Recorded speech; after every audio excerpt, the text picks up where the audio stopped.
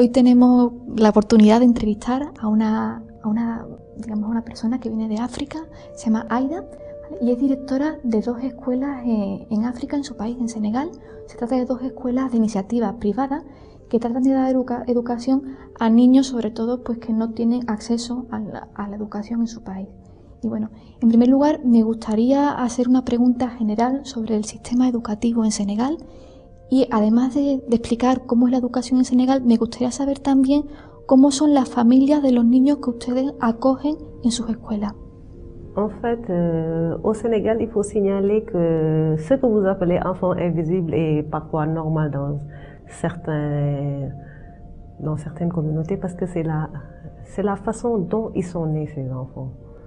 Si je dis dans la façon, parce que ils sont nés soit dans des villages, soit dans des familles pauvres ou analphabètes. La plupart de ces enfants qui ne sont pas inscrits sur les registres d'état civil sont des enfants issus de milieux défavorisés où les parents n'ont jamais été à l'école. Et ils ne voient pas l'importance de déclarer leur enfant. Et par exemple, je vais vous raconter une histoire qui s'est passée au Sénégal parce que ce que le juge nous avait expliqué, il y avait quelqu'un qui n'a jamais voulu déclarer ses enfants. Et quand un enseignant s'est rendu compte qu'il avait un fils tellement intelligent, il a tout fait pour qu'il déclare ses autres enfants. Dès qu'il en a déclaré un, il est décédé. Et il avait décidé de ne plus déclarer ses enfants parce que c'était une croyance il y croyait que dès qu'il déclarait son enfant sur papier, cet enfant pouvait mourir. Et ça, c'est un des cas pourquoi on ne déclare pas l'enfant, mais d'autres cas, c'est parce qu'ils sont issus de milieux parfois tellement isolés qu'ils n'ont pas accès vraiment au centre d'état civil. Et l'État n'a pas les moyens aussi de construire beaucoup de mairies parfois dans les villages. Et nous, notre principal objectif, c'est de donner une identité à ces enfants qui n'avaient pas la chance d'aller à l'école, tout simplement parce qu'ils n'étaient pas inscrits sur les registres d'état civil. Donc, notre association travaille beaucoup aussi pour la sensibilisation des parents d'élèves, pour vraiment commencer à déclarer les enfants. Bien. La siguiente pregunta que me gustaría hacerle es sobre todo el papel de la mujer en la educación en Senegal y en concreto en las escuelas que usted está dirigiendo. Me gustaría que me hablara del papel de la mujer y sobre todo de la labor que realizan con las niñas educativas en sus escuelas. En fait, au Sénégal, l'éducation qui est donnée aux enfants est la même éducation qu'on donne aux filles. Il n'y a pas de différence dans le genre. Et il faut souligner aussi que depuis une décennie, l'État travaille beaucoup pour la scolarisation des filles et le maintien des filles à l'école. Même si c'est vrai qu'on les amène à l'école, on les fait sortir très tôt de l'école aussi. Et l'État travaille maintenant beaucoup pour la scolarisation des filles. En 2002, j'ai beaucoup travaillé avec une volontaire franco-espagnole, Coralie Alanda, et on se rendait vraiment dans les maisons pour sensibiliser les parents, pour vraiment amener les filles à l'école, parce que c'est très important maintenant que les filles commencent à apprendre. Et au Sénégal, les femmes ont un rôle très important pour l'éducation des enfants. Me gustaría saber también cuál es el papel que tienen los educadores y el resto de los profesores en sus escuelas y sobre todo cómo consiguió apoyo y adhesiones a su proyecto educativo. En fait, ces enseignants, vous avez bien posé la question parce qu'ils sont tellement engagés et motivés, d'autant plus qu'ils ne reçoivent pas de salaire et ils devaient au moins avoir l'autorisation d'enseigner. Et ces enseignants, il faut le dire, il y en a qui ont été formés par le fondateur de cette école, d'autres qui sont orphelins, d'autres qui ont vécu la même situation que ces enfants. Ils étaient là avec leur diplôme, sans emploi, et ils ont pu donner leur savoir et gratuitement à ces enfants.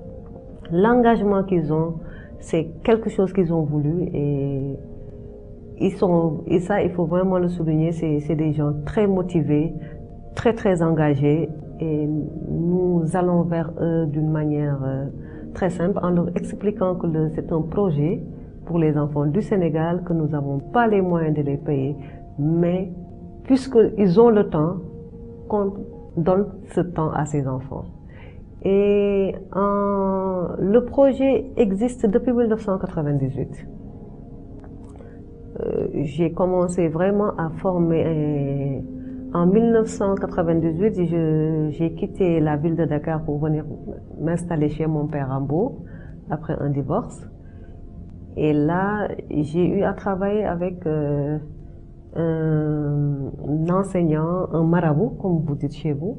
C'est quelqu'un qui enseigne le Coran et la langue arabe aux enfants. Bon, je suis venue lui dire, puisque si on pouvait en faire une école franco-arabe. Il a accepté, c'était en 98, on a commencé dans des conditions parfaitement très précaires et très difficiles parce que nous squattions des maisons vides.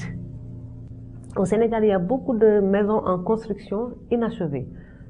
Donc, nous utilisons ces maisons pour en faire des salles de classe. Et il nous arrivait d'être exclus la plupart du temps. Et il est arrivé un émigré qui vit en Suisse qui nous avait prêté ses écuries. Et là qu'on a vraiment commencé à être dans un milieu stable. Et en 2000, il y a une fille qui est venue pour faire un stage. Elle venait de France, elle est issue de père espagnol, de maman française.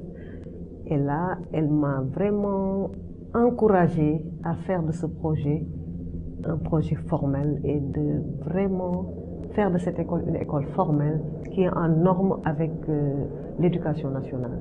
Et depuis lors, nous avons commencé à chercher des papiers pour l'association, à essayer de régulariser cette école pour pouvoir accueillir beaucoup d'enfants. Et à son retour en Europe, elle est venue travailler à Coopera.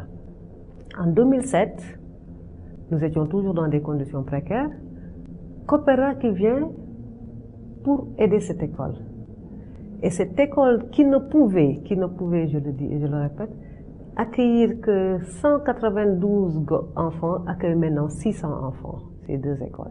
Grâce à l'appui de Coopera, parce que Coopera nous a vraiment aidé à embaucher d'autres enseignants, acheter des tables bancs, des tenues pour les élèves, des fournitures scolaires, ce qu'on n'avait pas.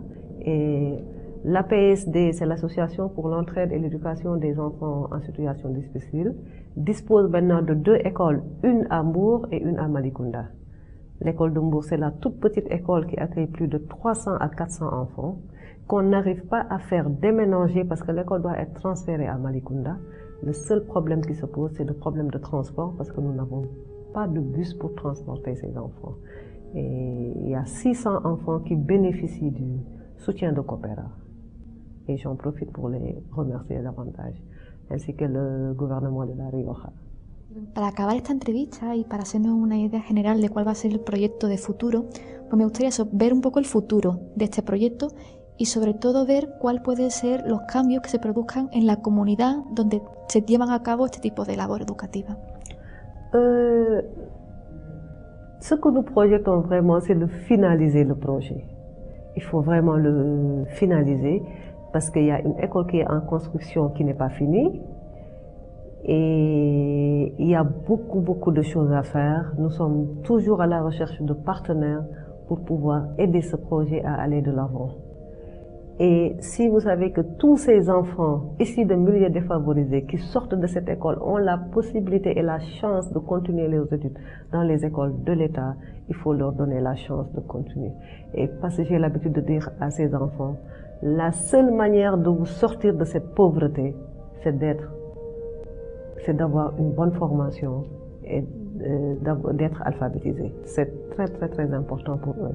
Et ils s'accrochent à l'école. Bien, una última pregunta que me gustaría hacerle es también sobre un tema que nos preocupa a todos, a todo el mundo, pero bueno, me gustaría también saber cómo se desarrolla en su país y hablamos de la crisis económica. Me gustaría saber en primer lugar cómo ve usted el tema de la crisis y sobre todo cómo ha influido en Senegal y también en su proyecto. En fait, cette crise, nous la vivons depuis longtemps parce que déjà en 1982, le Sénégal vivait une crise économique intense.